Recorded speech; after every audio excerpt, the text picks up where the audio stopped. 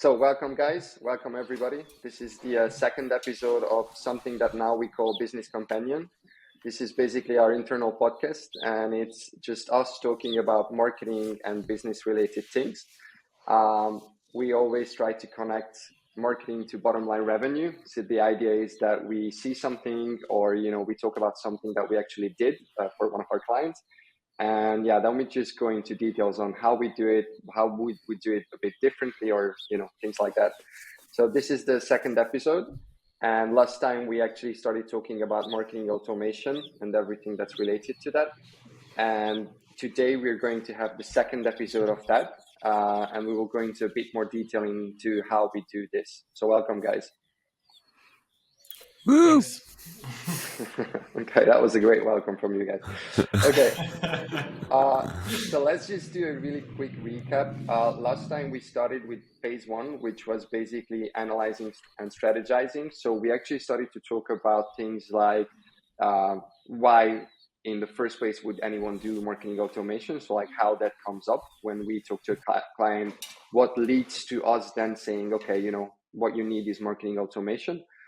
Ricardo talked a lot about how marketing automation is a lot more than simply using Zapier or using, one tool and just calling it like a nurture flow with email marketing, let's say.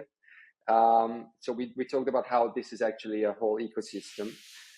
And then we actually mentioned some of the job to be done or some of the use cases that you can use marketing automation for and how we usually do it. So if you guys could just do a quick recap of, like a high level of what we did then, and then just maybe go into a bit into what are the first steps. So like what is the preliminary analysis that we need to do before we can get started with a client. Yep. So for the preliminary analysis, you need to first do the data model to see how the setup of the data model is done. So when we talk about data model is how everything is interconnected from someone filling a form. How do we get that data and where it goes? So first we do a first assessment of the visible part. So that's the easiest part, I would say. So it's simply going on for example, the website. You check all the forms that are on the website, the login, how do you log in the platform, how you start a free trial, for example, and you test all the different flows that are in place. And that allows us to later on build a mapping of all these flows and understanding what data we capture and where it goes. So that would be the first part. Then the second part is about analyzing the tool stack. So this is what you would call the invisible part of the infrastructure. Right. And that's when you need to understand, okay, they use this CRM, they use this tool, and how everything interconnects with each other's. And that brings us to the last part, to actually build the mapping of the entire ecosystem. So you could, for example, use, that's what we use, Miro board. And on this Miro board, you just put everything that you can see. So, for example, once again, so I fill a form on the website. What data do I get? For example, do we ask company size? Do we ask so the segmentation? Do we ask the industry, for example? And that already allows us to understand all the data points.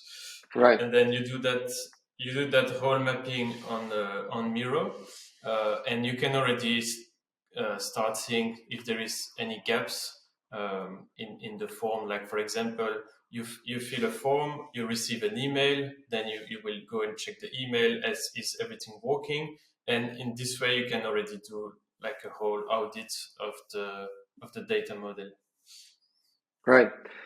Can you guys maybe just on a high level, if anyone didn't listen to the first episode, Can you a bit explain on why we are doing this? Like, obviously, I understand that, you know, what we are trying to do here is get the data, but what's the point of that? So why are we, why are we doing the visible part first, where we try to understand the customer journey? Then you say we try to understand their tool stack, you know, to see like what are elements of the infrastructure, and how do we, or how do they, how does the client actually catch the data that we are looking for? So what's the end goal here? Like, why do we do this?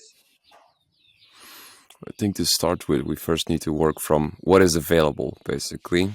What is available in their database in order to do something marketing related. Because what we notice is that when we walk in, everybody says, oh, the data is clean, we have a CRM and it works. And then we kind of come in and we say, it's not that clean. So if you want to do certain marketing automation actions, you need to have clean data to start with. So we need to understand the baseline, I would say. Just like if you would go to a coach and somebody wants to start sporting, you first do the baseline of, okay, how tall are you, what's your weight, what's your thing. So understanding the data that you are starting from, and then from there we can start mapping, okay, what's missing. So what exercises are you not doing? What's the exercise you still need to be doing? What's the things that you've tried? What's the things that you haven't tried? So it's a little bit like going to sports, is trying to figure out what's the baseline, and from there you can start seeing, okay, what do we still need in order to make it work? Right. Yeah, I think that's a really good analogy. So basically what you're saying is it's a bit similar to when you want to have an end goal of whatever, doing this amount of squats, or, whatever, benching this much. You first, like, your coach first needs to understand what they are working with. So they have to see, like, okay, what are you capable of now? What is your whatever strength level, your mobility level? Have you been training before?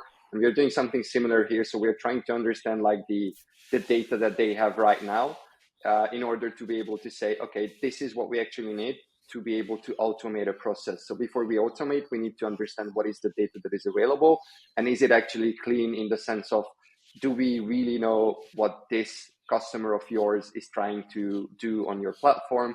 Do they have a trial? Do they actually pay under a different email address or whatever? Yeah, it's the exact same thing as, I think the next step is then choosing a software. Is your software still capable of doing what you want to do?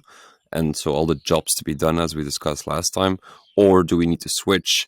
And to which tool are we going to switch? The same thing as if you would, weigh your body mass and try and understand, okay, what's your baseline? And then what's your goal? And then we need to see, okay, to reach that goal, to lose weight, you're at 120 kgs and you want to go down. So what's like the ideal exercises where you can start with, and what is possible? So the same thing as when you mapped your data model, you understand what technicalities you'll need in order to choose a software to do it, because some tools are not able to do what you want to do. So sometimes you'll have to say, this is not possible here, just like this exercise won't fit you because you're too heavy. So you first need to start walking instead of running. So for the long term, we need to make sure that you first start walking, and then we move you to a different exercise. So it's the exact same thing here. You start from what you have in order to understand, and then you understand what you want. And then you have to close the gap and say, okay, if you want to go there and you have this, what is the thing, what is the tool that is going to help you there? What's the exercise that's going to get you there, so that you have your baseline to start with? Right. Okay. That makes a lot of sense. And then the second question to that is sort of a follow-up, is what do you exactly need to be able to define the right metrics, or like what do you need to be able to say, okay, these are the metrics, or this is the data that we are looking for, this is what we want to capture? Like, what are the steps to that? What is it that you need for that? First, on a strategic level, you need to understand your big, hairy goals. This is something you discuss with the CEO or the C-suite, where you said, okay, what's the goal? Where do you want to go? Like, for example, you're on 5,000 trials per month. You want to reach 15,000 by, end of the year, basically.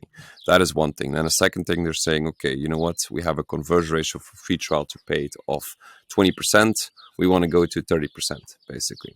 So first is understanding the strategic goals, understanding what do we want to work with. And then from there, you can have not mini goals, but like, what is all the things that you need in order to understand how to track those goals? So for example, if you want to know how many free trials are coming in per month. Well, you first need to understand how many free trials are coming into the system, basically. So the first thing is understanding that, and then from there is explaining to everybody in the team is like, okay, how does marketing automation correlate to the goals that the CEO wants? So relating it back to the business, saying, okay, our goal with marketing automation is a few things. One of the things that we discussed last time is free trial to paid conversion rate. Instead of going from 20, we want to go to 30%. Okay, that is a strategic goal that we can solve with marketing automation by sending the right emails at the right time with all the the right content, basically. So I think that's where it starts with. You ask that question, and from there you can relate back to how marketing automation is going to solve those specific KPIs you're getting. Right. Okay. Thibaut, could you maybe talk a bit about like on the data level or like the technical level on how you do this? So when you're trying to understand what the data is that you're looking for, what are maybe the different steps that you do in order to be able to define that? Yep. So once you've defined your big hairy goal, as Ricardo explained, then on the technical side, you need to understand like what are the source of truth at the moment. Where do they look at the data? Where are all those metrics coming from? And is it reliable? So you would do like another audit on the source of truth in terms of metrics to make sure that they look at the right data and that these data are being captured correctly. And then we would do an exercise to define the lead. So we do the lead definition to really understand like how do you define a lead, which information do you need, like email address, first name, and then how do you define the MQL, PQL, SAL, etc. And what is also important, at least in the SaaS environment, is what is the conversion motion, because there is two different conversion motion to look at, and one is a sales motion. So, for example, you would do first a trial, and then you would be doing a demo with a salesperson that would try to get you to first to see if you are a fit for the product, if your product fits to the platform, and then from there try to get you as a new customer. So that would be a sales motion, or is it a marketing motion? And that would be different because the way you would define the lead, MQL and PQL is different. So that's what you need to first understand with the company to make sure that you pick up the right metrics. So yeah. Could you guys maybe, obviously without mentioning, who we are talking about, could you guys maybe put this into like in practice? So like, how did we do this last time for a client? Let's say, what were the steps that we saw there? Maybe what was the source of truth there? Did we need to clean up something there and stuff like that? In the example of an actual client. So is it related more to the marketing motion or to the conversion motion, or like how we cleaned the data? I guess just the steps that you explained. So like, you said that first you want to understand what is the source of truth. So where are we getting the data right now? Where have they been getting the data from? Then you said we need to check, is it reliable? Then see how they currently defining their leads. So, what is the MQL? What is a PQL? What is an SQL and all of that? And then at the end, you said that we need to understand what is the conversion motion. So how do they define a conversion? And so I'm just wondering if you could explain those steps with like an actual client. So like, what happened the last time we did this for a client? Yeah. So first example, this is really just the definitions, just to understand how do they define certain stages of the funnel for them. That could be indeed, as Thibaut said, a subscriber. So somebody subscribing to a newsletter all the way to somebody becoming a client, and then you have all the steps in between.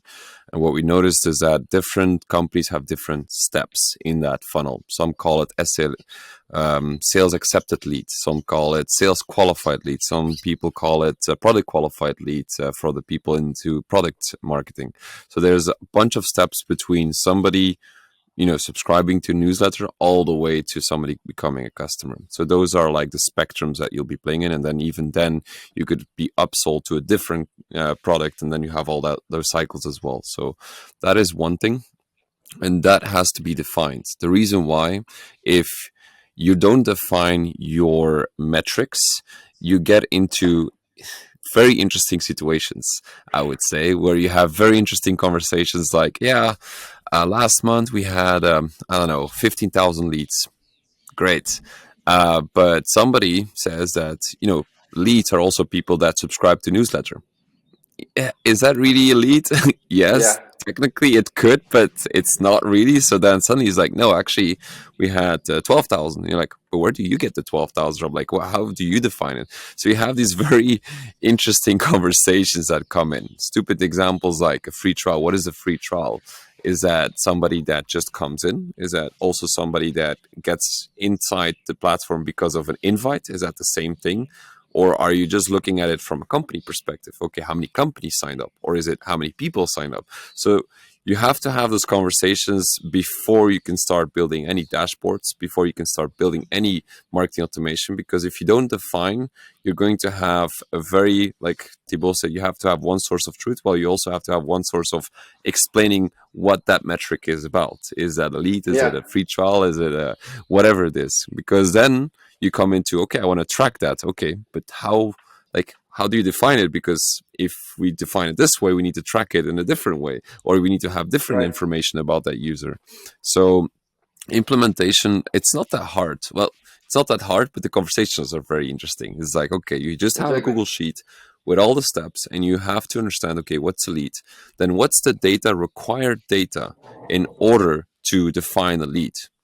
Some people have first name, last name, email address. Some people say we need to have a user ID because it's created in the backend data for a free trial. So there's all these criteria that you need to define what is all the information you need in order to be qualified at that stage. That is number one. And then the second thing is, where does the source of truth is and how is it reported? So the source of truth can be the backend data from where the development starts.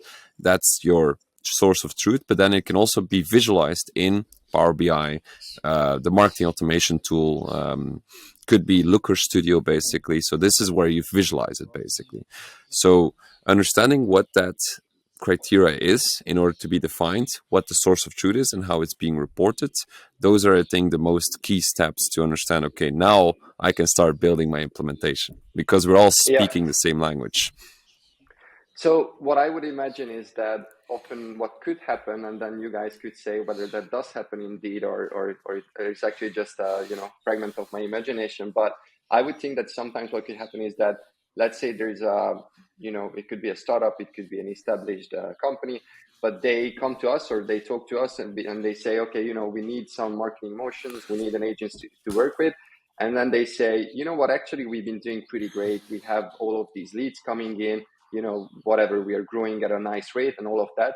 And then when we look at the data, even without, thinking about doing marketing automation, when we look at the data, we actually start to understand that, there are going to be some inconvenient surprises, let's say some wake-up calls, because maybe the business leader, the business thinks that they are having like amazing numbers when it comes to leads. But as you said, perhaps either their definition of a lead is not really, spot on. So maybe those aren't actually leads, or, maybe they are saying, oh, you know what, we are having a lot of leads through marketing, but actually sales is having a lot of trouble with converting those leads.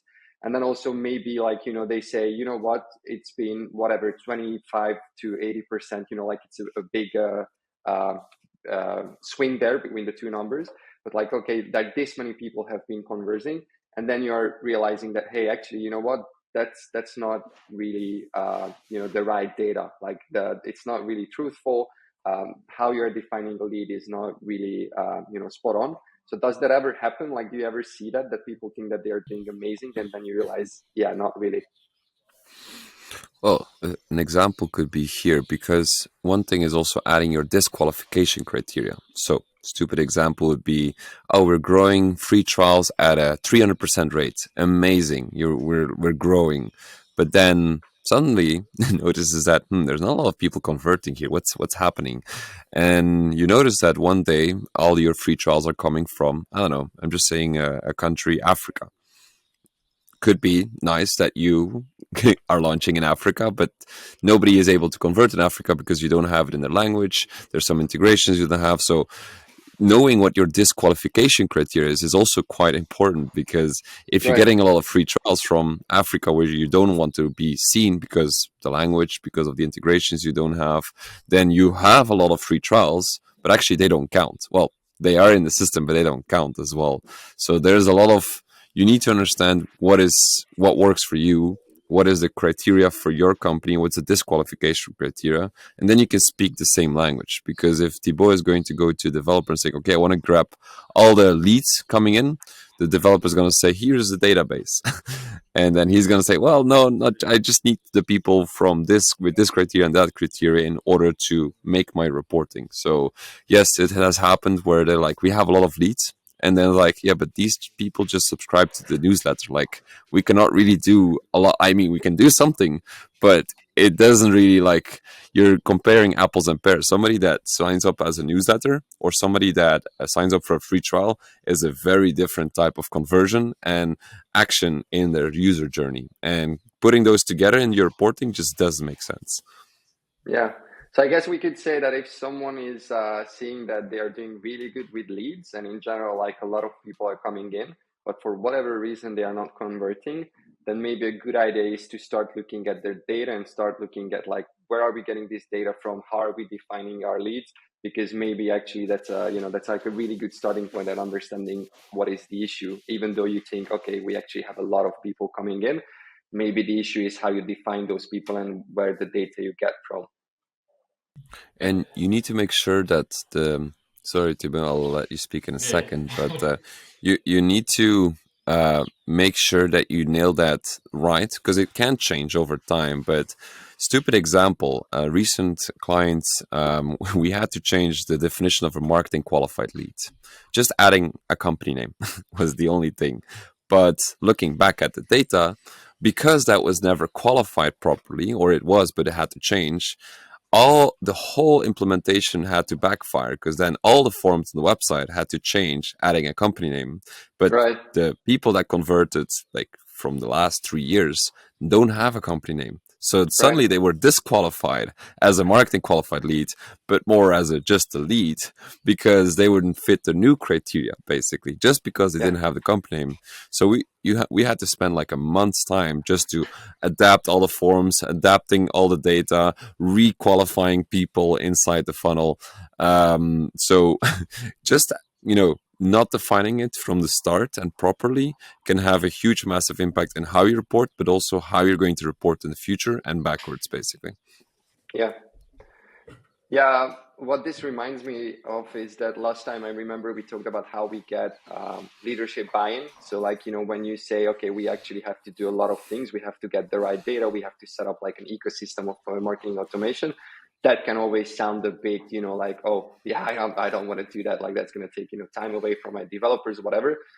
And then we said last time that one of the good ways to, sort of like showcase how this makes sense is time and effort.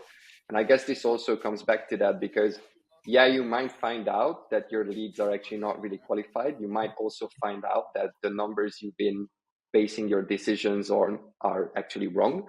And that's actually scary, because you're like, I don't want to find out that we've been whatever fucking up, or we actually don't have as many leads. But to be honest, on the other end, when you do this, everything is going to get better, because then you will see the data more clear. You will actually have leads, and so conversions will get better. So it's a bit like not going to the doctor because you don't want to find out that you're sick, but you actually need to find that out, because then you get the medication and then you get better. Yeah. Good analogy. Yeah, I just see Ricardo laughing. Okay. I need to mute myself for this, but yes, it's a good analogy indeed. Okay. Please, guys, go to the doctor. It's Yeah, important. it's important. It actually helps on the long run. It's scary, but it helps. Okay. I guess we still have some time, so we could start moving on to the implementation phase if you guys think that we can still discuss that today. Sure. Cool. So I guess one of the first questions there is once you've been able to set up data model, how do you then get to the implementation phase? So what are the steps that you take there in order to actually implement the tools or whatever that you've set up? I'll let Tip answer this one. So first we have a template which is called the jobs to be done, and it's a template with a whole series of questions that will help you to tackle every part of the implementation one by one. Because, for example, you wouldn't want to do like the whole implementation at once. You want to go really step by step. So, for example, you have all your tool stack on one side, and now you have that new CRM system that you want to set up. So first, you would start with something basic like a newsletter. So you would first start taking all your customer from the other platform and import it in the new platform. And then you would start with something simple as a newsletter.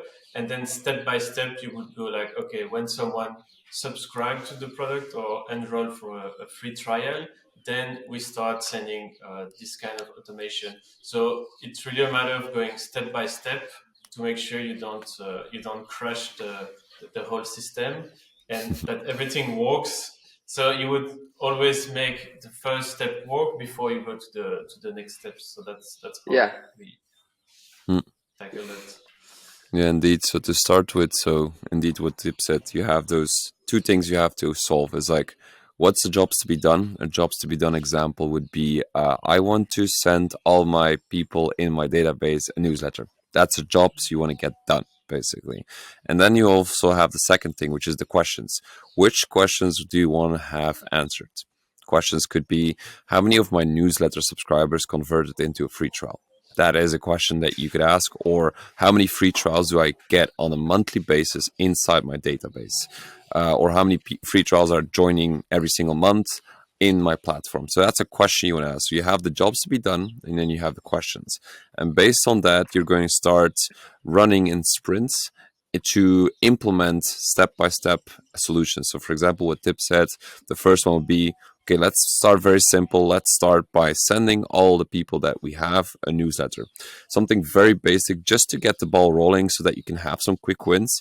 And in order to do that, you first need to understand what data do I need to have in my system in order to do that. So for a newsletter, it's quite limited most of the time. You just have an email, maybe the first name, and a little bit of other data fields in order to send your first newsletter. Things like, what's the language that they speak? What's the first name? What's the email? So like very limited data fields in order to send.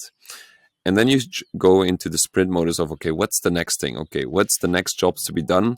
What data fields do I need in my CRM to make that happen? And then this is where you start talking with your developers. Okay, this is the data I need. How does that come in? How do I see it? Is it working correctly? So I think even this morning we're uploading a few thousands into the new system. We have to double check, is everything working out? Aren't we triggering certain flows that we don't want to trigger? Because sometimes you're uploading something where something is already running. You're like, okay, I don't want to be uploading these people and then suddenly sending them mass emails, which a lot of actually big companies have doing. Like I have a lot of like emails where I think like huge companies are just sending tests, but it was like sent to like millions of people. So like that's the thing you want to avoid at all costs. This is why I said to Dip for this morning, we were having a chat. It was like, just upload one yourself, see how it comes in, and then we start adding in bulk. Otherwise, you're having some issues, and that's where you have these weird scenarios where the intern has sent a test to like millions of people, which is something you don't want to have. That's something you definitely don't want to do. So if I'm understanding this right, in that case, this would mean that it's not actually like a linear process. So it's not like first we do the data model. Okay, now we have everything. Now we do the implementation. So it's sort of more like we get the data that we want to, we do part of the implementation on that, and then if we need like more data, or if we need the next step and we know we need different data for that, then we go back to the like defining the data. So it's not like we do everything first with the data, then we do the entire implementation at once, but it's more like steps back and forth of understanding, okay, we want to be able to send out emails like in an automated way. So okay, these are the data that we need for that, and this is how we are going to set that up. Yeah, and super important part as well is to clean your data and make sure everything is correct, so you don't send, because once you've sent 30,000, for example, contacts, if you then need to clean the CRM, that becomes tricky. So it's do like a really good cleaning first, because, for example, with one of the last clients, we had different list of contacts. So one from the backend, one from MailChimp, and we had to cross-match all the data to see who is subscribed, because you don't want to upload unsubscribed. Then, so yeah, that's one of the most important, who is subscribed to marketing emails, and then clean this data. You can use tools like Never Bounce, for example. You put your whole list in there, and it will check every single email if there is a bounce or if the email is valid. And you will see that you will lose approximately 20%, or depends on your database, but you can already lose like a big percentage of your list. And that's super important, because if you start with a new CRM with a bad list, then your domain will be affected. So that's also really nice exercise to just clean, do a good cleaning of your database. Yeah, right. Anything to add to that, Ricardo? Because I had like a follow-up question to that. No, indeed. I think that what Tip said is correctly. So making sure that one, you clean your list is super important, because I think that's also one of the worries I saw with CEOs, like implementing this. Like, I want to make sure that when I send, like, why is everything bouncing basically? Why are we hitting this?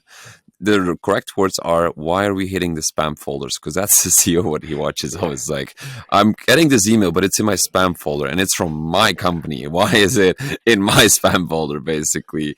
And these are one of the things, is like, you need to clean your list, because if things bounce too much, if you are sending emails from your main domain, for example, and they're hitting the spam all the time because you didn't clean your list, all the rest is going into the spam folder as well.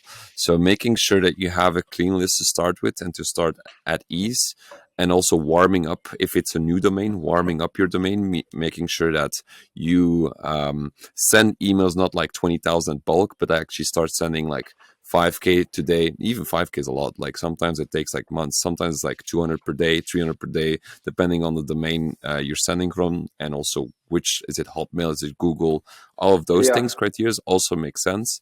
So you need to make sure that if you're going to send out, a million email addresses or a million people with a new system in your current domain, which is not warmed up, you're going to hit the spam folder at all costs. And this, going back from a blacklisted email or domain, is not possible anymore. So you need to be very careful, making sure that you're building up your email sequences. Right. Yeah. It's to me, it really sounds like it's often the sort of banal and like trivial things that can mess up the entire process. So often people would think that what causes a disruption, or what causes maybe a wrong outcome, is that it's a super complex whatever process and you're not doing this and that. But actually it's just like really small banal things. So like not cleaning the data, whatever, not warming up the addresses. So often it's what gets overlooked. And as you said, like sometimes from really big companies you get these shitty test emails that's obviously wasn't meant to be sent out. So it can really boil down to just making sure that you do this step by step, and then you actually pay attention on like the small things as well, and not just like the big end goal or whatever. True. I think what I like about the marketing automation part and what a lot of people underestimate is the fact that most marketing automation is seen as just send an email, newsletter. But actually you're touching the whole data model of the company. You're touching like how is things reported on C-level? How is it reported on for everybody? Like it touches not just, okay, I'm going to send an email, but it also touches how clean is your data so that we can work with. And most of the time, it's very messy. So it touches also those things. And I think that's what I really like about this whole marketing automation part, because it's more than just sending an email. Yeah, it actually looks at sort of the entire ecosystem and it fixes a lot of things along the way. Okay, so one is we are running out of time, and two, I can see that Ricardo is getting rained away really quickly. So it's raining. It's raining, man. Like I'm sitting outside in Italy, and it's freaky raining. It's like, freaking what raining. is this? The cloud is coming on you. So maybe just a really quick question to close this episode down, and we'll continue from there next time. So you just said that what you like about this is that it actually touches off on a lot of different parts in the business, and it can fix a lot of things. So what I'm wondering about is that how, obviously, as we said in the beginning, we do analyzation, like we see what preliminary things we need to do to be able to understand this. But what I'm thinking about now is how do you actually know what is the tool that will be able to do all of the different things if you do this in like, chunks? So you know that you need to be able to send out emails at first, but then maybe another automation comes in. So how do you avoid using a billion different tools along the way? Do you usually just know, okay, this is the end goal that we want, and then you just check what is the tool that can do all of that, or like what's the process there? Yeah, same thing. So that refers back to the jobs to be done on the questions. What questions do you want to answer? Like that's the basic. I mean, if you really want to implement big systems, there's like things like requests for proposals, where there's like hundreds of emails from different stakeholders like IT, sales, and marketing. But if you look at it from a normal startup point of view that just needs like a HubSpot or any like smaller tool like Customer.io or Orto, for example, it starts from what questions do you want to have answered in your system, and then also what do you want to get done in that system. And then from there you look, is this tool able to do this or not? And sometimes, yes, you do get into situations where you're like, fuck, that tool is not able to do that specifically. And you have to find workarounds in order to make it happen. Most of the time, there is workarounds to make it happen. And it's raining. It's raining very nicely.